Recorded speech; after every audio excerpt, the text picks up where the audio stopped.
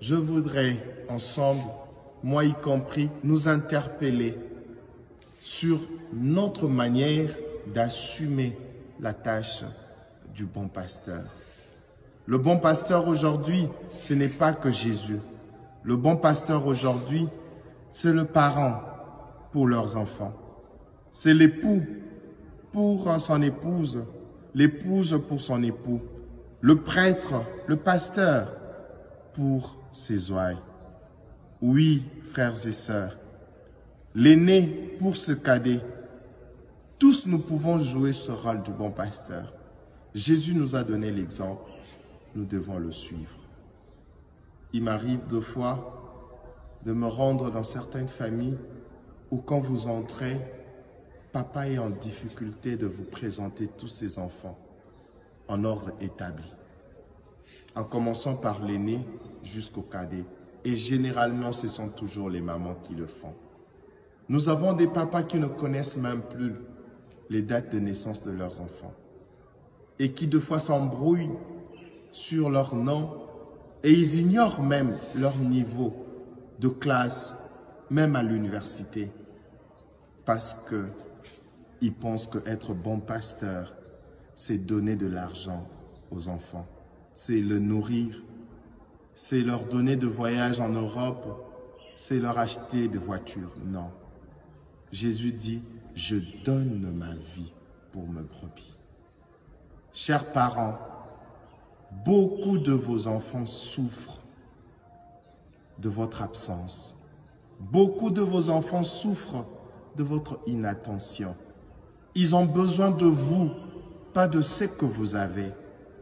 Vous n'êtes pas parents parce que vous avez de l'argent.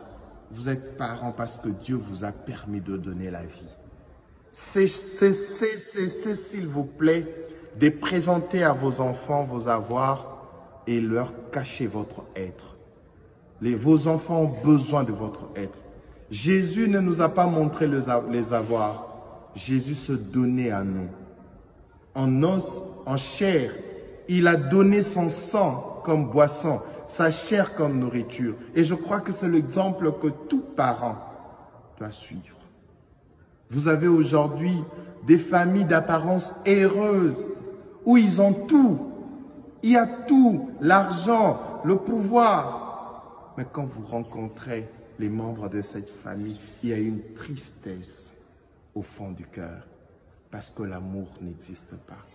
Parce que les enfants n'ont personne à qui parler, personne avec qui aborder les problèmes qui les tourmentent. Et l'Église a pris maintenant la place de certains parents. Nous sommes prêtres. Qu'est-ce que nous n'écoutons pas? Parce que beaucoup des parents sont absents. Et je veux parler aussi aux conjoints, époux, épouses. Quand vous êtes époux d'une femme, de votre épouse, ne le soyez pas simplement en accomplissant vos tâches comme mari, en donnant de l'argent.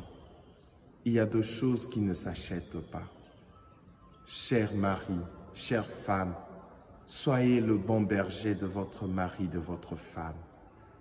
Et nous prêtres, nous qui chaque jour prêchons la parole des dieux, nous ne sommes pas de loups pour nos fidèles. Arrêtons d'utiliser les fidèles pour nos propres besoins, pour nos propres désirs. Dieu nous a établis comme prêtres pour que nous prêchions la parole, pour que nous montrions le chemin et non pas pour que nous nous servions de nos fidèles pour assouvir notre faim. Que le Seigneur prenne en pitié tous ceux qui n'ont pas encore compris. Que le Seigneur nous pardonne et qu'il nous interpelle vivement pour que chacun revienne sur le bon chemin. Vous qui êtes autorité dans ce pays, autorité politique, administrative, militaire, vous avez une responsabilité. Vous êtes aussi des bons pasteurs. Sachez que chaque vie du Congolais qui se dilapide comme ça, Dieu vous en demandera compte. Vous êtes bons pasteurs pour que les gens cessent de mourir inutilement. Vous êtes là comme bons pasteurs pour que vous évitiez à ceux qui sont faibles d'être piétinés, écrasés. Vous êtes là pour garantir la vie à tout le monde. C'est pour cela que Dieu vous a donné cette parcelle d'autorité. Vous qui êtes chef militaire, ne prenez pas le plaisir à verser le sang. Le Seigneur attend de vous d'être un bon pasteur. Il vous en demandera compte. Vous qui gérez le pays sur le plan administratif, jusqu'à quand vous continuerez à multiplier de faux papiers? Jusqu'à quand les gens mourront de faim parce que vous mangez seuls l'argent du trésor public? Nous devons être tous de bons pasteurs. La souffrance continue parce que nous avons abandonné notre rôle du bon pasteur.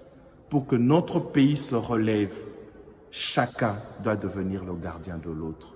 Que le Seigneur bénisse la RDC, que le Seigneur bénisse notre Église, que le Seigneur vous bénisse. Amen.